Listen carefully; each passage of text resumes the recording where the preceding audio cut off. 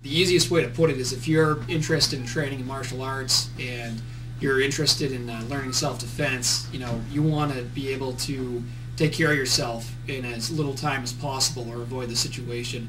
And the difference between the martial art that we train in versus like a sport martial art is one is to just, survive, get the job done as quickly as possible, maybe one or two moves, versus, an all-out war. Brazilian Jiu-Jitsu is just kind of tweaking it so everyone goes to the ground immediately. And the concept behind that is the idea of leverage, control, and it's wonderful for one-on-one situations. It does a great job, but you don't usually have 5-10 minutes to roll around on the ground with someone. But it's not realistic when 5 guys are stomping you.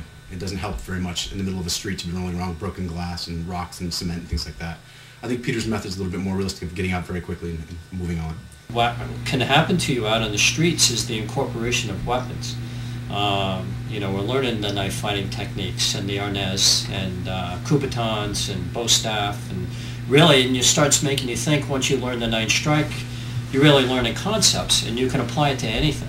You could pick up a pen, you could pick up whatever's around you and use it in that 9 strike pattern. Oh, it's 100% street practical. I mean, Pete, you can bounce a question off, and he answers it truthfully from that angle.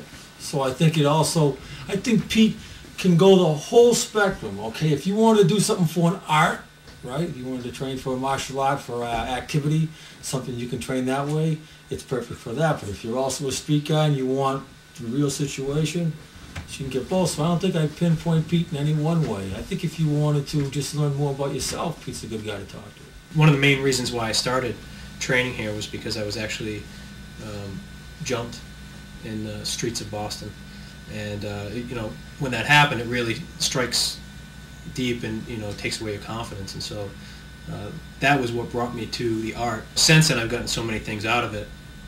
It's really filled up the rest of my life, with having better awareness, more confidence, not to mention the physical coordination.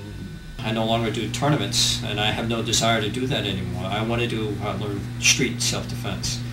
And I think Peter's style for that is very applicable, and it's very real, and I think it's very effective.